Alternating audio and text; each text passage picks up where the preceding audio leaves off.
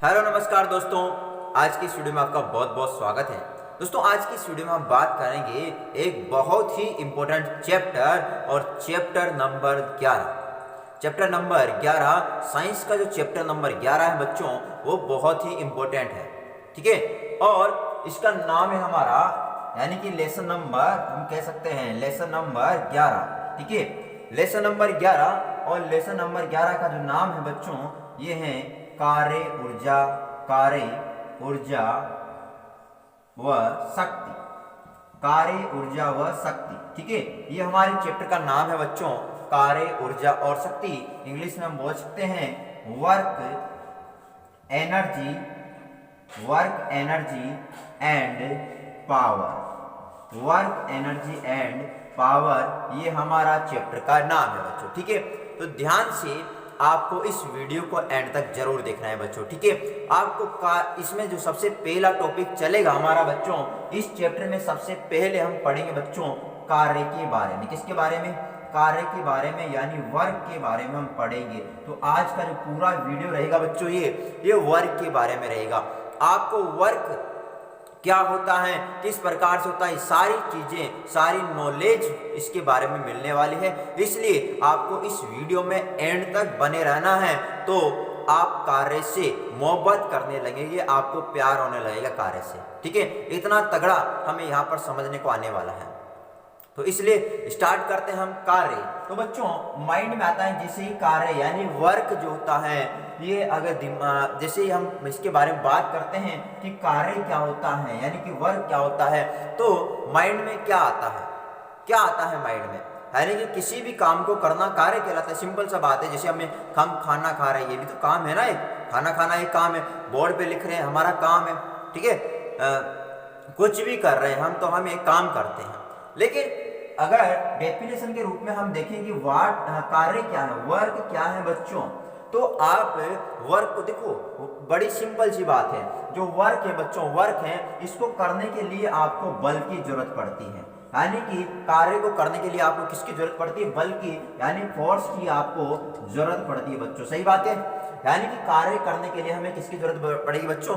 बल की जरूरत पड़ती है। जैसे आप देखो, अगर हम बॉल रखी है, जैसे मैदान में बॉल रखी है, अगर उसको किक मारते हैं बच्चों, किक मारते हैं, तो हमें बल लगाना पड़ता है। यानी किक मारेंगे तो पैर से बल लगाना पड़ेगा। तो हम क्या कर रहे हैं, हम उस यानी बॉल पर किक मार रहे हैं, यानी बल लगा रहे हैं, तो हम वहां पर कार्य कर रहे हैं बच्चों। कुएं से बाल्टी को खींच रहे, कुएं से बाल्टी को खींच रहे हैं, तो वहां पर भी हम बल लगा रहे हैं, बल का प्रयोग कर रहे हैं, तो वहां पर भी कार्य हो रहा है। लिख रहे हैं बच्चों, पेन से लिख रहे हैं, तो वहां पर भी लिखने के लिए बल की जरूरत पड़ रही है, तो वहां पर भी कार्य हो रहा है। ठीक है, कुछ भी कर रहे हैं बच्चों, कुछ भी कर रहे हैं, एनीथिंग, तो हम यहाँ पर कह सकते हैं कि कार्य को करने के लिए हमें किसकी जरूरत पड़ती है? बल की जरूरत पड़ती है, फोर्स की जरूरत पड़ती है। ठीक है, तो हम यहाँ पर कार्य को डिफाइन कर सकते हैं बच्चों कि कार्य क्या है, किसे कहते हैं कार्य। ध्यान से देखिएगा बच्चों कि कार्य क्या होता है। डिफाइन हम कर सकते हैं कि कार्य जो है यानी जो वर्क है, ये क्या होगा। ठीक है बच्चों, तो कार्य क्या होगा, क्या है कार्य? तो हम कह सकते हैं कि बल का उपयोग करके किसी वस्तु की विरामावस्था में परिवर्तन करना। बल का उपयोग करके किसी वस्तु की विरामावस्था में परिवर्तन करना, अथवा गतिशील वस्तु के वेग में क्या करना? परिवर्तन करना ही क्या कहलाएगा बच्चों? कार्य कहलाएगा। बात समझ में? यानी कि विरामावस्था, जैसे मान लो हमारे पास बॉल पड़ी बच्चों, ये विरामावस्था में क्या है? विरामावस्था में बेचारे हिलडुल नहीं रही ना, जैसी जैसी पड़ी हुई है। अब हम यहाँ पर आते हैं और इसको लात मारते हैं, यहाँ से लात मारते हैं, तो हम किसका प्रयोग कर रहे हैं? बल का प्रयोग कर रहे हैं। और विरामावस्था में वस्तु थी, तो इसमें हमने क्या कर दिया? परिवर्तन कर दिया। ठीक है, तो हम कह सकते हैं कि बल का उपयोग करके किसी वस्तु की विरामावस्था में क्या करना बच्चों? परिवर्तन करना, अथवा गतिशील वस्तु के वेग में परिवर्तन करना ही क्या कहलाएगा? कार्य कहलाता है। ठीक है, इसको नोट कर लेते बच्चों कि बल का उपयोग करके, किसका उपयोग करके बच्चों? बल का उपयोग करके किसी वस्तु की, ध्यान दो बच्चों, किसी वस्तु की विरामावस्था में क्या करना बच्चों? परिवर्तन करना अथवा गतिशील वस्तु की, गतिशील वस्तु के वेग में, है ना, अथवा गतिशील वस्तु के वेग में वेग में क्या करना बच्चों, परिवर्तन करना। क्या करना, परिवर्तन करना। क्या कहलाएगा बच्चों बताओ, करना कार्य कहलाता है। क्या कहलाएगा, कार्य कहलाता है। ये बात समझ में आई आपको। हमने क्या कहा, हमने कहा बच्चों कि बल का उपयोग करके किसी वस्तु की विरामावस्था में क्या करना, परिवर्तन करना। यानी कि टहरी हुई है, कोई वस्तु टहरी हुई है, हम उसको धक्का दे रहे जानबूझ के, तो उसकी हम कह रहे हैं वस्तु की विरामावस्था में परिवर्तन हो गया। अथवा गतिशील, मान लो कोई साइकिल चल रही है और उसका मित्र पकड़ के उसको पीछे कर रहा है, पीछे खींच रहा है बच्चों, तो हम उसकी गति के वेग में परिवर्तन कर रहे हैं। बात समझ रहे हो। तो यही तो कहा बच्चों हमने कि बल का उपयोग करके किसी वस्तु की विरामावस्था में परिवर्तन करना अथवा गतिशील वस्तु के वेग में परिवर्तन करना क्या कहलाएगा बच्चों, कार्य कहलाएगा। तो बच्चों ये तो जो हम बचपन से पढ़ते आए हैं कि ये हमारे बल का उपयोग करके किसी वस्तु की विरामावस्था में परिवर्तन करना या गतिशील वस्तु के वेग में परिवर्तन करना कार्य कहलाएगा। लेकिन बच्चों साइंटिफिक रूप से इसको हम सही प्रकार से डिफाइन नहीं कर सकते, इसलिए हम यहाँ पर वैज्ञानिक रूप से परिभाषा कार्य को समझने वाले हैं। ठीक है, तो देखिए बच्चों, जैसे हमारे पास ये कोई धरातल है, कोई पृष्ठ है। अब मैं कहता हूं कि यहाँ पर हमारे पास बिंदु ए पर, ध्यान दीजिएगा, बिंदु ए पर यहाँ पर हमारे पास कोई वस्तु रखी हुई है। ठीक है, अब मैं इस पर बल लगाता हूँ, फोर्स लगाता हूँ। ठीक है, अब फोर्स लगाने पर मान लो, यानी कि बच्चों देखिए, जैसे मेरे पास ये वस्तु है बच्चों, ठीक है, यहाँ पर रखी हुई है। अब मान लो मैं इसको पकड़ के इधर खींचता हूँ, इधर खींचता हूँ, तो मैं क्या कर रहा हूँ, इस डायरेक्शन में इस पर क्या लगा रहा हूँ, बल लगा रहा हूँ। और बल लगाने पर मान लो ये ए बिंदु से चल करके बच्चों यहाँ पर बी बिंदु पर आ जाती है। ए बिंदु से चलकर कहाँ जाती है बच्चों, बी बिंदु पर आ जाती है। तो हम कह सकते हैं कि इसके द्वारा जो तय विस्थापन होगा वो एस हो जाएगा बच्चों। बात समझ रहे हो। यानी कि बच्चों हमारे पास ए बिंदु पर, ध्यान से देखो, ए बिंदु पर कोई वस्तु है, इस पर हम एफ बल लगा रहे हैं, एफ बल लगा रहे हैं, तो ये एस दूरी विस्थापित होकर के बिंदु बी पर आ जाती है। ये बात समझ में आई आपको। यानी ए बिंदु पर कोई वस्तु थी, इस पर हमने एफ फोर्स लगाया और एफ फोर्स लगाने पर इसने एस दूरी तय की और ये बिंदु बी पर पहुंच गई। तो इस स्थिति में कार्य क्या होगा, तो बच्चों हम कह सकते हैं कि वैज्ञानिक दृष्टि से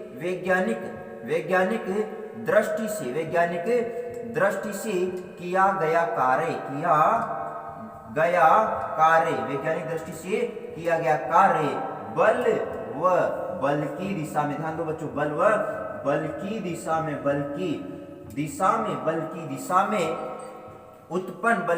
उत्पन्न विस्थापन के गुणनफल के बराबर होता है। बात समझ में आई, बराबर होता है। तो हमने क्या लिखा बच्चों, देखो समझो, हमने कहा वैज्ञानिक दृष्टि से किया गया कार्य, यानी कार्य को हम समझने वाले हैं। बल, ये हम फोर्स लगा रहे हैं बल, और बल की दिशा में उत्पन्न विस्थापन। देखो हम इधर फोर्स लगा रहे हैं तो वस्तु भी इसी दिशा में विस्थापित हो रही है। तो बल की दिशा में उत्पन्न विस्थापन, बल और बल की दिशा में उत्पन्न विस्थापन के गुणनफल के बराबर होगा, वही कार्य कहलाएगा। ठीक है, तो हम यहाँ पर कार्य को कैसे बच्चों, मैं ऊपर यहाँ पर मिटा रहा हूँ, इसको नोट कर लीजिएगा आप जल्दी से। तो अब तो मैं यहाँ पर कह सकता हूँ बच्चों कि जो कार्य होगा बच्चों, कार्य जो होगा, कार्य को मैं ऐसे लिख सकता हूँ, बल इनटू बल की दिशा में उत्पन्न विस्थापन। यही तो बोला हमने कि अगर मान लो हम किसी वस्तु पर F फोर्स लगा रहे हैं और F फोर्स लगाने पर वो उसी दिशा में विस्थापित हो जाती हैं, तो इस स्थिति में वैज्ञानिक दृष्टि से किया गया कार्य जो होगा बच्चों, वो बल और बल की दिशा में उत्पन्न विस्थापन यानी S के गुणनफल के क्या होगा, बराबर होगा। ठीक है, इतना समझ में आया आपको। ओके, तो हमने लिखा कार्य जो होगा बच्चों, कार्य हो गया बल इनटू बल की दिशा में उत्पन्न विस्थापन। तो कार्य को बच्चों W से लिखते हैं, तो बल को लिखते हैं बच्चों F से, इनटू बल की दिशा में उत्पन्न विस्थापन कितना है बच्चों, S।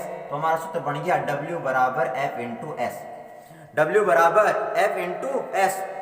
इतना समझ में आया बच्चों, आपको ध्यान दो, अगर समझ में आया तो S कमेंट करके जरूर बताइएगा बच्चों। ठीक है, तो हमने देखा सबसे पहले बच्चों बल के कार्य के बारे में। कार्य क्या होता है, तो हमने कहा कि बल का उपयोग करके किसी वस्तु की विरामावस्था में परिवर्तन करना अथवा गतिशील वस्तु के वेग में परिवर्तन करना क्या होगा, कार्य होगा। ठीक है, फिर हमने देखा कि जो कार्य होगा इसको हम प्रूव नहीं कर सकते थे बच्चों। ठीक है, तो हमने यहाँ पर वैज्ञानिक दृष्टि से कार्य को समझा। हमने कहा बच्चों एक बिंदु पर कोई वस्तु है, इस पर हम F फोर्स लगा रहे हैं और F फोर्स लगाने पर ये बिंदु A से बिंदु B तक विस्थापित हो जाती है उसी दिशा में जिधर बल लगाया हुआ है, ठीक है। तो वैज्ञानिक दृष्टि से किया गया कार्य क्या होगा बच्चों, बल और बल की दिशा में उत्पन्न विस्थापन के गुणनफल के बराबर हो जाएगा, ठीक है। तो हमने देखा कार्य जो होगा बच्चों वो बल इंटू बल की दिशा में उत्पन्न विस्थापन दोनों ही गुणनफल के बराबर बोला हमने। तो कार्य को W से लिखते हैं, बल को F से और विस्थापन हमने देखा ऐसे बच्चों, ठीक है। तो कोई तकलीफ, तो हमारे पास एक कार्य का सूत्र जो आया बच्चों क्या गया, W बराबर, इंपॉर्टेंट है बच्चों, याद रखना है, न्यूमेरिकल होंगे इससे, ठीक है। तो W बराबर F इंटू S, ठीक है। इतना समझ में आया आपको। अब बच्चों हम आगे बात करते हैं, ध्यान दीजिएगा, हम आगे बात करने वाले बच्चों कि ये तो हमने देखा कि बल और विस्थापन एक ही दिशा में है, बल और विस्थापन यानी कि जिस दिशा में हमने बल लगाया उसी दिशा में विस्थापन हो रहा है। लेकिन बच्चों अगर मान लो आपसे पूछ लिया जाए बच्चों कि यदि बल की दिशा विस्थापन की दिशा से भिन्न हो, यदि बल की दिशा विस्थापन की दिशा से भिन्न हो तो कार्य क्या होगा बच्चों। हो सकता है ना कि देखो अगर बल और विस्थापन एक ही दिशा में तो ठीक है, हमने देखा जो W निकलेगा किससे निकल जाएगा बच्चों, F इंटू S से निकल जाएगा, ठीक है। लेकिन अगर कार्य जो है बल है बच्चों वो विस्थापन की दिशा से भिन्न हो, कैसे भिन्न हो बच्चों, ध्यान देना। जैसे बच्चों हमारे पास यहाँ पर मैं करता हूँ, देखना, यानी कि हम यहाँ पर चित्र बना देते हैं। मालूम मैं कहता हूँ हमारे पास ये धरातल है और बिंदु A पर ये कोई वस्तु रखी हुई है, यानी बिंदु A पर क्या है बच्चों, एक वस्तु है। अब इस पर हम F फोर्स इस प्रकार से लगा रहे हैं बच्चों, F फोर्स इस प्रकार से लगा रहे हैं, ठीक है। यानी कि हमने इस पर F फोर्स इस प्रकार से लगा दिया, बात समझ में आया। अब F फोर्स इस प्रकार से लगाने पर मान लो ये इस दिशा में विस्थापित होकर के और ये मान लो बिंदु B तक यहाँ पर आ जाती है, ये बिंदु B तक आ जाती है बच्चों, ठीक है। इतना समझ में आया। हम फोर्स इस दिशा में लगा रहे हैं और ये विस्थापित इस दिशा में हो रही है। अब आप कहोगे सर ये कैसी बात है, कैसे बात कर रहे हो आप, ऐसे कैसे हो सकता है। तो बच्चों यहाँ पर ऐसे हो सकता है जैसे अपन मान लो कभी कभार गेहूं से भरी बोरी को खींचते हैं तो वो ऐसे पकड़ के खींचना पड़ता है बच्चों, ठीक है। जैसे मान लो यहाँ पर हम ऐसे खींचेंगे तो वो इस प्रकार से आती है। जैसे मान लो मेरे पास ये है बच्चों, देख समझना या ऐसे समझो, मान लो ये पेन है बच्चों, ठीक है, ये मेरा हाथ है। अब मान लो इसको मैं बल देखना इस प्रकार से खींच रहा हूँ, तो आप क्या समझ रहे हो, धरातल के समांतर रही है, लेकिन फोर्स किधर लग रहा है, ऊपर की तरफ, इस प्रकार से, यानी कि देखो बल ऊपर लग रहा है और इस प्रकार से रही है। तो यानी कि बल जो है विस्थापन की दिशा से अलग है, तो यानी विस्थापन प्रश्न है इस धरातल के समांतर हो रहा है और मान लो ये बिंदु A से बिंदु B तक आ जाती है। समझ में आया बच्चों आपको। तो यहाँ पर मान लेते हैं कि विस्थापन इस दिशा में है, विस्थापन इस दिशा में बच्चों, इधर विस्थापन है, ठीक है, इधर क्या हो रहा है, विस्थापन हो रहा है, S विस्थापन हो रहा है। और यानी कि हमने बिंदु A पर वस्तु थी, इस पर फोर्स लगाया F, क्या लगाया, F फोर्स लगाने पर मान लो S दूरी विस्थापित होकर के बिंदु B पर आ जाती है, ठीक है, वो तो आ जाए, कोई दिक्कत नहीं है। लेकिन अगर यहाँ पर फोर्स लगाने पर जो विस्थापन हो रहा है बच्चों ये धरातल के समांतर हो रहा है, तो हम कहेंगे यहाँ पर थीटा एंगल होगा। कितना एंगल होगा, थीटा एंगल होगा। तो इस स्थिति में कार्य क्या होगा बच्चों, तो इस स्थिति में कार्य हम कह सकते हैं बल और विस्थापन और विस्थापन की दिशा में बल का घटक, इसका बल का घटक निकालेंगे तो इस दिशा में बल का घटक आया बच्चों F cos थीटा, क्या आएगा, F cos थीटा। आप कहोगे सर ये कैसे आया बच्चों, ये आपको भी याद रखना पड़ेगा, ठीक है, क्योंकि 10th क्लास में आपके जाओगे तो जैसे मान लो आप हमारे पास या बिंदु P यहाँ पर इस दिशा में मान लो फोर्स लग रहा है, इस दिशा में क्या लग रहा है, फोर्स लग रहा है और यहाँ पर 90 डिग्री का एंगल है। तो अगर मान लो ये थीटा दिया गया है बच्चों, तो इधर यानी थीटा की तरफ वाला जो घटक आता है, दो घटक निकलेंगे तो ये आएगा F cos थीटा, यानी थीटा की तरफ वाला cos थीटा होता है और जिस तरफ थीटा नहीं होता है उधर होता है sin थीटा, तो ये हो जाएगा F sin थीटा, ठीक है बच्चों। तो आपको ये याद रखना है। अभी तो हमने देखा बच्चों कि विस्थापन की दिशा में जो बल का घटक है बच्चों क्या है, F cos थीटा है। तो इस स्थिति में यानी थीटा एंगल के साथ, ठीक है, तो इस स्थिति में अपन कह सकते हैं बच्चों कि जो कार्य होगा, तो कार्य क्या होगा बच्चों, तो हम कह सकते हैं यदि बल की दिशा विस्थापन की दिशा से, ध्यान दो बच्चों, यदि बल की दिशा विस्थापन की दिशा से क्या हो बच्चों, दिशा से भिन्न हो, अलग हो, तो किया गया कार्य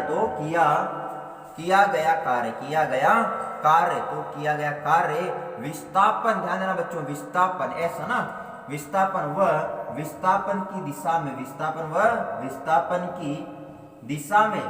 की दिशा में बल के घटक, ठीक है, विस्थापन की दिशा में बल के घटक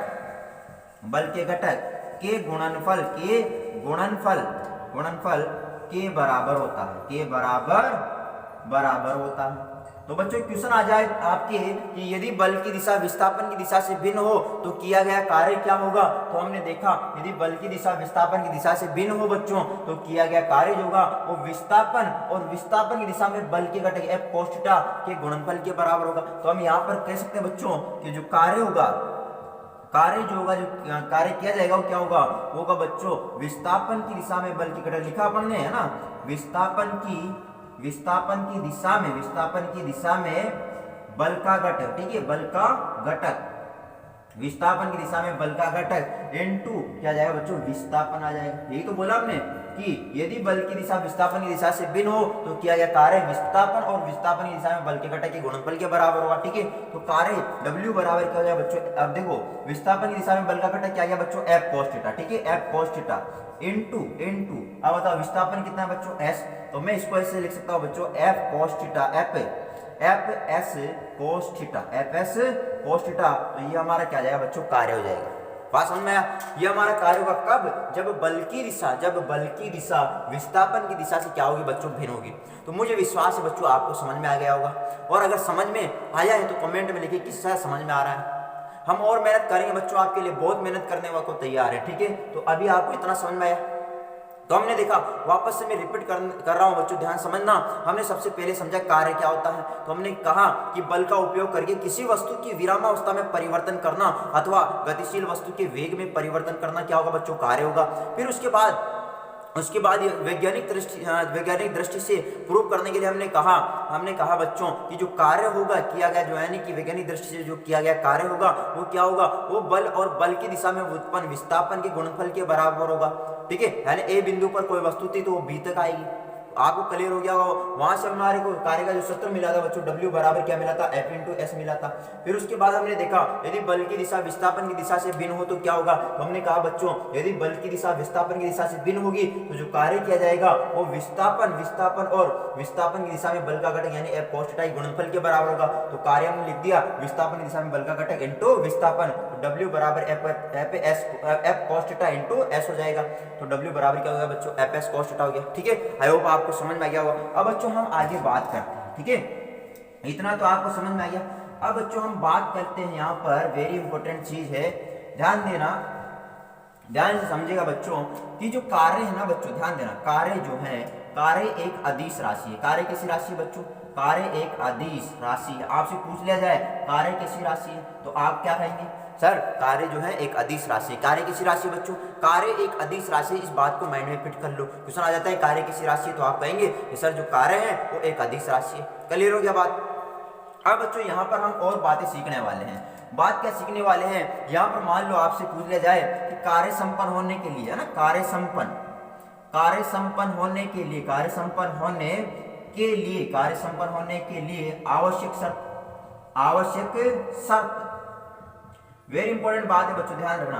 कार्य संपन्न होने के लिए आवश्यक शर्त क्या है, कार्य संपन्न होने के लिए आवश्यक शर्त क्या जरूरी है। तो बच्चों कार्य संपन्न होने के लिए जो सबसे बड़ी बात है वो आपको ध्यान रखनी है कि कार्य संपन्न होने के लिए बल द्वारा विस्थापन होना आवश्यक है। क्या बोला मैंने बच्चों, बल द्वारा, ध्यान दो बच्चों, बल द्वारा विस्थापन होना आवश्यक है बच्चों। बल द्वारा विस्थापन होना क्या है, आवश्यक है। बल द्वारा विस्थापन होना आवश्यक है, तभी कार्य संपन्न होगा बच्चों। सुन लो बात को, कार्य संपन्न होने के लिए सबसे बड़ी बात क्या है, कार्य संपन्न होने के लिए सबसे बड़ी बात क्या है कि कार्य बल द्वारा क्या हो, विस्थापन उत्पन्न हो, तभी जाकर के बच्चों क्या होगा, कार्य संपन्न होगा। जैसे मान लो कोई आदमी है, जैसे, ठीक है। तो अब मान लो हमारे पास यहाँ पर एक ड्रम है, एक क्या है बच्चों, ड्रम है, या हम कह सकते हैं गेहूं से भरी, है ना, गेहूं से भरी हम कह सकते हैं ड्रम, या कुछ भी कह सकते हैं, ड्रम या संदूक, कुछ भी कह दो, है ना, गेहूं से भरा ड्रम या संदूक है बच्चों। अब मान लो इधर हमारे पास कोई एक आदमी है, ठीक है, ये हमारे पास कोई एक आदमी है, ठीक है बच्चों, ये कोई आदमी। अब ये क्या कर रहा है, इस ड्रम को धक्का दे रहा है, क्या इसे हिलने वाला है? आप ही बताओ, क्या ये जो आदमी है इस ड्रम को हिला देगा? नहीं हिलाएगा। और अगर नहीं हिलाएगा तो बच्चों हम कह सकते हैं यहाँ पर कोई कार्य नहीं किया जाएगा, कोई कार्य नहीं होगा। बच्चों क्यों नहीं होगा बताइए मुझे, कोई कार्य क्यों नहीं होगा? क्योंकि ये इसको हिला ही नहीं पा रहा, और अगर हिलाएगा नहीं तो विस्थापन कहां से आएगा बच्चों? यानी कि जब तक विस्थापन एस नहीं होगा, ए बिंदु से बी बिंदु तक वस्तु नहीं जाएगी, तब तक कोई कार्य नहीं होगा। बात समझ में आपको? यानी कि ये अपना पूरा दम लगा रहा है बच्चों, दम लगा रहा है एकदम फुल, मतलब फुल ताकत लगा रहा है वहां पर।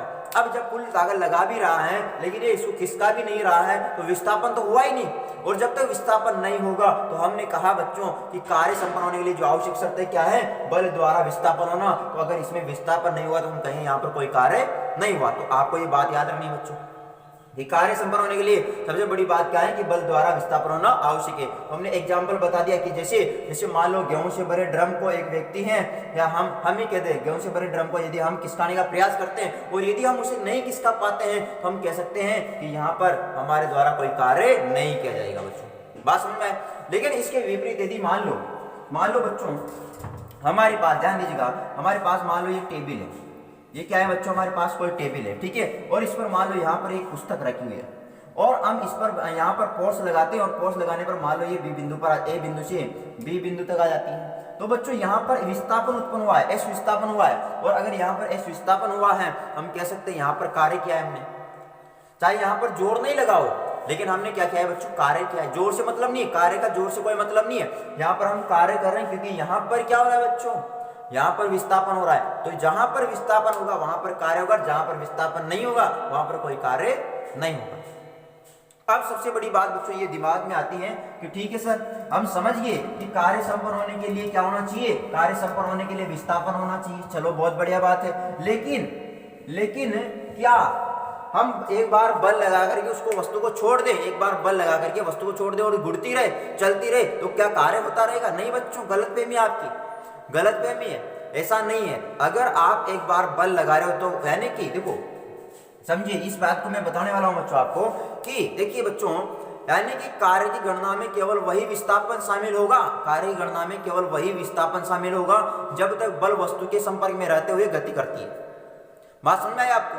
तो हम कह सकते हैं कि यदि किसी वस्तु द्वारा विस्थापन उत्पन्न होता है तो विस्थापन वह विस्थापन होगा, ध्यान सुनना लाइन को, यदि किसी वस्तु द्वारा विस्थापन उत्पन्न होता है तो उत्पन्न विस्थापन वह विस्थापन होगा जब तक बल वस्तु के संपर्क में रहता है। जैसे ही बल वस्तु के संपर्क से हटेगा तो जो विस्थापन उत्पन्न हो रहा है चाहे हो जाए, लेकिन वो विस्थापन कार्य गणना में शामिल नहीं होगा।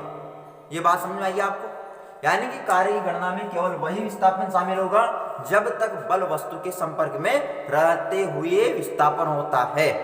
क्लियर होगी बात? ओके बच्चों, अब आइए बढ़ते हैं, ये कंफ्यूजन था तो ये दूर हो गया होगा। अब हम कार्य से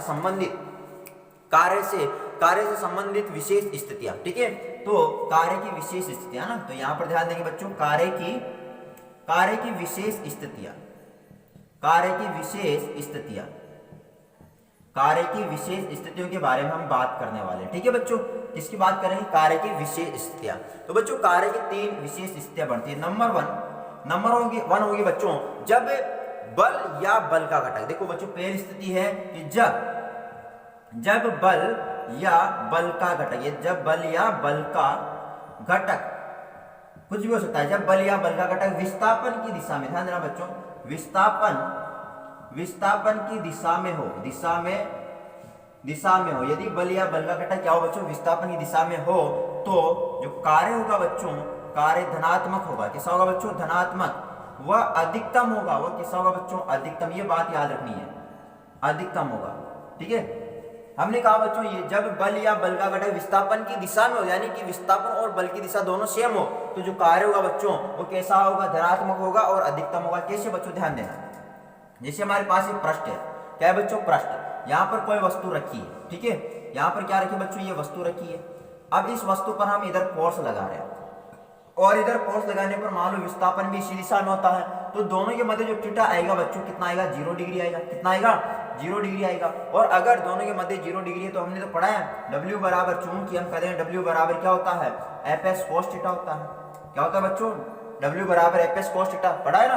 तो W बराबर FS cos थीटा के स्थान में 0 डिग्री आ जाएगा, तो W बराबर FS cos 0 डिग्री का मान 1 होता है बच्चों, तो W बराबर क्या होगा? FS।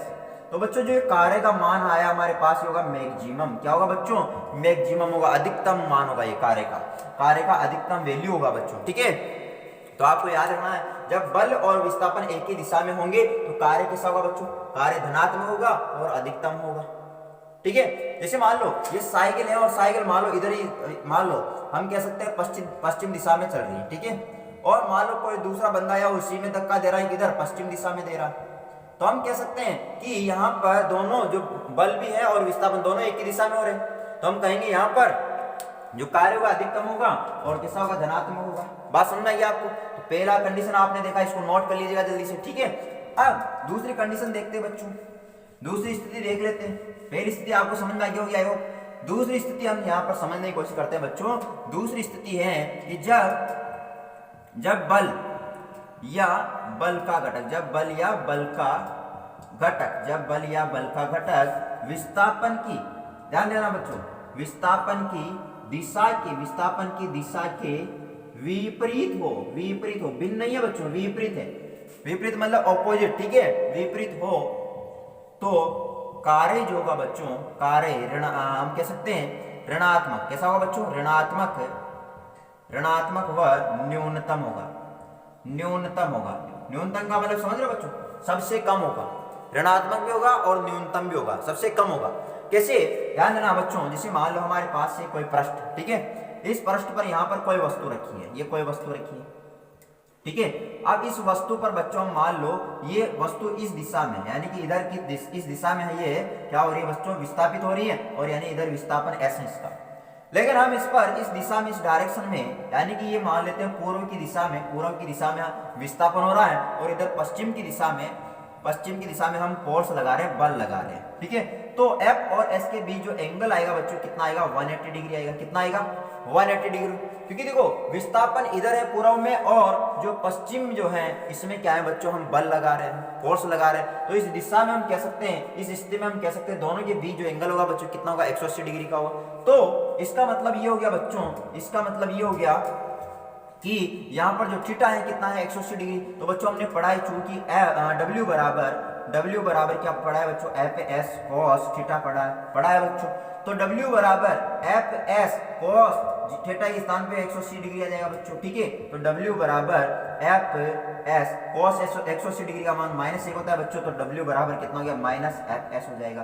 तो ये मान जो है मिनिमम होगा बच्चों, यानी कार्य का जो ये मान आएगा ये क्या होगा, मिनिमम होगा और ऋणात्मक होगा। मिनिमम होगा और कैसा होगा बच्चों, ऋणात्मक होगा। तो आपको ये भी याद रखना है, अच्छी तरह से आपको समझना है। हमने कहा जब बल या बल का घटक विस्थापन की दिशा में के विपरीत हो तो कार्य होगा बच्चों कैसा होगा, ऋणात्मक होगा और न्यूनतम होगा। समझ में आ गया होगा आपको? ठीक है, अब नेक्स्ट स्थिति देखते हैं बच्चों, इसकी ध्यान से देखना है। तो तीसरी स्थिति बच्चों बहुत ही इंपॉर्टेंट है और ध्यान दीजिएगा, तीसरी स्थिति क्या है समझना है आपको अच्छी तरह से। दूसरी स्थिति हमने देखी कौन सी है ना, जब विपरीत हो, F और S क्या हो, विपरीत हो। अब तीसरी स्थिति क्या है बच्चों, ध्यान से देखिएगा।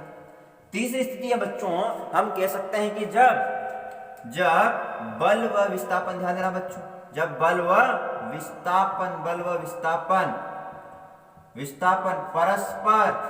परस्पर क्या हो बच्चों, लंबवत हो। बात समझ रहे हो, जब बल व विस्थापन क्या हो, लंबवत हो तो किया गया कार्य बच्चों बताइए कैसा होगा, किया गया कार्य शून्य होगा बच्चों। क्या होगा, शून्य होगा। तो कार्य कब शून्य होता है, पूछ लिया जाए बच्चों कि कार्य कब शून्य होता है। कार्य तब शून्य होगा जब बल और विस्थापन क्या जाए बच्चों, लंबवत आ जाए।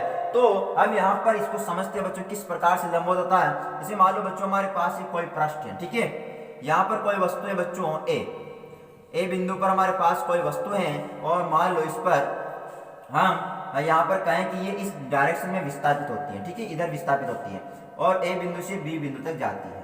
यानी इसको पकड़िए, खींच रहे हैं पर, और पकड़िए खींचने पर ये ए बिंदु से कहाँ चली जाती है, बी बिंदु पर।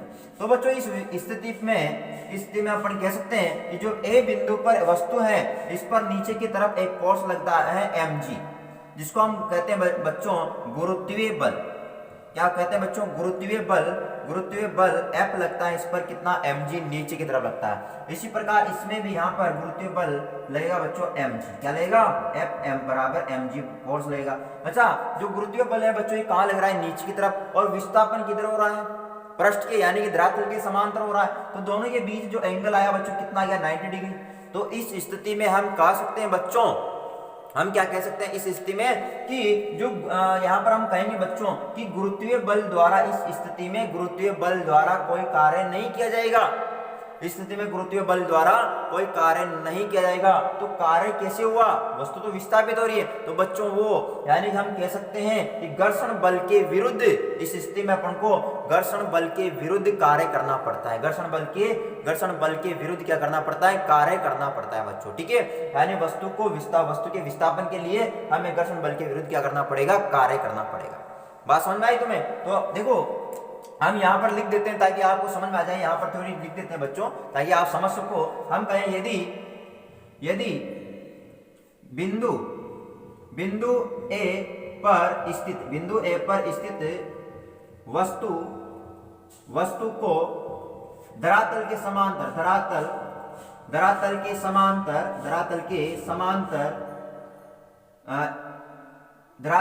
समांतर बिंदु ए से बी तक खींचते हैं तो गुरुत्वीय बल यानी कि mg द्वारा कोई कार्य नहीं किया जाता। यानी कि वस्तु पर गुरुत्वीय बल द्वारा यहाँ पर कोई कार्य नहीं होगा। इस स्थिति में कौन सा कार्य होगा बच्चों? हम कह सकते हैं इस स्थिति में वस्तु के विस्थापन के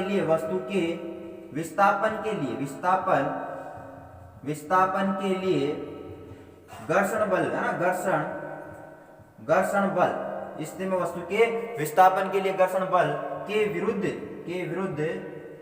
क्या करना पड़ता है बच्चों? कार्य किया जाता है के विरुद्ध कार्य किया जाता है। बात समझ रहे हो? यानी कि इस स्थिति में अपन कह सकते हैं कि F बराबर m क्यों। अब देखो इसका कैलकुलेशन भी कर लेते हैं अपन। हमने देखा यहाँ पर इन दोनों के बदले कौन, यानी F जो गुरुत्वीय बल नीचे की तरफ लग रहा है और S इधर लग रहा है, तो हम कहेंगे दोनों के बीच जो एंगल आ रहा है कितना, 90 डिग्री आ रहा है। तो हम यहाँ पर कहें कि थीटा बराबर कितना है, 0 डिग्री। तो बच्चों हम जानते हैं कि W बराबर क्या होता है बच्चों? Fs cos थीटा होता है। तो हम कहेंगे W बराबर Fs cos थीटा के स्थान पर 90 डिग्री। तो W बराबर Fs और cos 90 डिग्री का मान कितना होता है बच्चों? आप बताओ। 0 होता है। तो W बराबर कितना हो जाएगा? 0 हो जाएगा। तो ये बात समझ में आई आपको कि हमारे द्वारा जो कार्य किया जाएगा कितना होगा? 0 होगा, बिल्कुल 0 होगा। यानी कि स्थिति में गुरुत्वीय बल द्वारा कोई कार्य नहीं किया जाएगा। तो कौन सा बल रहेगा फिर? तो हम कहेंगे यहाँ पर घर्षण बल के विरुद्ध हमको इसके कार्य करना पड़ेगा, क्योंकि घर्षण बल हमेशा अपोजिट डायरेक्शन में लगता है। बात समझ में आई आपको? ओके, अब एक और एग्जांपल समझ लेते हैं इसका बच्चों, ताकि आप अच्छी तरह समझ सको।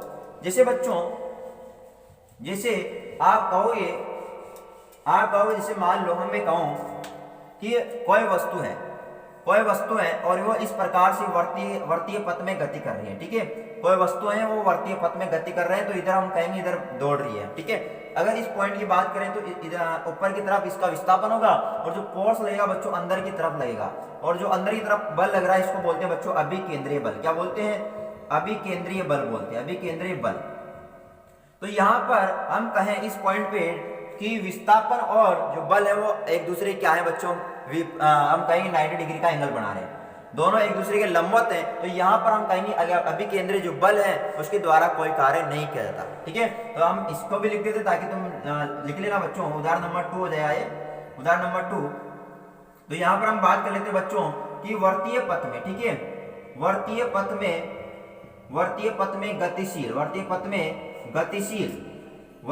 में गतिशील वस्तु पर अभिकेंद्रीय बल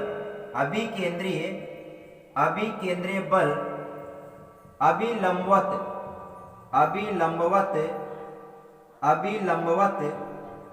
अंदर की ओर लगता है, अभिकेंद्रीय बल अभिलंबवत अंदर की ओर लगता है। अतः अभिकेंद्रीय बल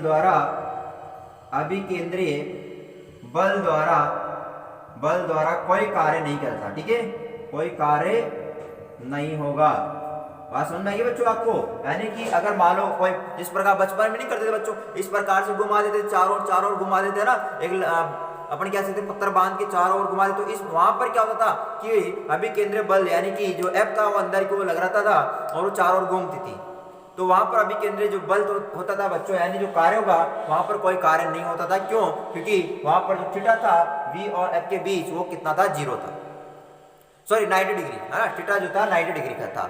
ठीक है, तो आयो बच्चों आपको ये तीनों स्थितियां अच्छी तरह समझ में आ गई होगी। पहले हमने पढ़ी जब बल और विस्थापन एक ही दिशा में हो तो वहां पर थीटा बराबर कितना बनता था, 0 डिग्री। उसके बाद नंबर 2 पे हमने कहा कि यहाँ पर बल और विस्थापन एक दूसरे के विपरीत हो तो थीटा कितना बनता था, 180 डिग्री। और उसके बाद हमने देखा बल और विस्थापन एक दूसरे के लंबवत हो तो कार्य शून्य होगा। तो ये बात आपको अच्छी तरह से समझ में आ गई होगी। आयो बच्चों मैं आशा करता हूं कि आपको बहुत ही बेहतरीन तरीके से समझ में आई होगी। अब हम बात करने वाले बच्चों बहुत ही इंपॉर्टेंट बात, और ध्यान से समझना है आपको इस चीज को क्या है। ठीक है, अच्छी तरह से फोकस बना करके देखो, कार्य ही है लेकिन कार्य किस प्रकार से। ठीक है, तो ध्यान दो बच्चों, मैं यहां पर कह रहा हूं कार्य के लिए मैं बात कर रहा हूं बच्चों कि यदि कोई वस्तु है बच्चों हमारे पास, ठीक है, यानी कि यहां पर हमारे पास ये छत है और यहाँ पर कोई वस्तु A बिंदु पर है, ठीक है, और हम इसको यहाँ से गिराते हैं बच्चों, यहाँ से क्या करते हैं, गिराते हैं, और गिराते हैं तो मान लो ये यहाँ से A बिंदु से B बिंदु तक आ जाती है, A बिंदु से B बिंदु तक, और यहाँ तक आने में मान लो ये H दूरी तय कर रही है। अब जब नीचे की तरफ गिरेगी तो बच्चों इस पर नीचे की तरफ एक फोर्स काम करेगा, बताओ कौन सा, mg, है ना, फोर्स mg काम करेगा, बात समझ रहे हो। तो यहाँ पर जो कार्य होगा उसकी हमें गणना करनी है कि कार्य क्या होगा बच्चों। ठीक है, तो समझिए हम यहाँ पर कहें, हम यहाँ पर लिख सकते हैं बच्चों, क्या बात लिख सकते हैं कि यदि m द्रव्यमान की, ठीक है, मान लो इस वस्तु का द्रव्यमान कितना है बच्चों, m है, m मान लेते हैं। ठीक है, यदि m द्रव्यमान की कोई वस्तु h ऊंचाई से पृथ्वी की सतह पर गिरती है, पृथ्वी की सतह पर क्या होती है बच्चों, गिरती है, पृथ्वी की सतह पर गिरती है, तो इस स्थिति में गुरुत्वीय त्वरण और गुरुत्वीय त्वरण क्या होगा बच्चों, g, स्मॉल g, गुरुत्वीय त्वरण द्वारा उत्पन्न गुरुत्वीय बल जो होगा बच्चों, यानी कि F बराबर क्या हो जाएगा, mg होगा। ये आपको याद रखना है बच्चों, भाई बात समझ में आए, यानी कि m द्रव्यमान की कोई वस्तु है बच्चों, ध्यान देना, m द्रव्यमान की कोई वस्तु है यहाँ पर। अब इस m द्रव्यमान की वस्तु को हम ऊपर से नीचे आ रही है, यानी कि ये m द्रव्यमान की वस्तु है और h ऊंचाई से, यानी कहां पर आ रही है बच्चों, पृथ्वी की सतह पर आ रही है। ठीक है, अब जब ये पृथ्वी की सतह पर आएगी तो ये नीचे गिर जाएगी, तो यहाँ पर गुरुत्वीय त्वरण यानी कि जो स्मॉल g है इसके द्वारा जो गुरुत्वीय बल उत्पन्न होगा क्या होगा, F बराबर mg होगा। तो इस स्टेप अपन कह सकते हैं बच्चों जो विस्थापन जो हुआ, यानी कि जो ये h ऊंचाई है ये विस्थापन के बराबर ही है। विस्थापन यानी A से बिंदु B तक आने में h ऊंचाई दूरी तय की, h ऊंचाई से तय की, तो जो विस्थापन s हुआ बच्चों ये किसके बराबर हो जाएगा, h के।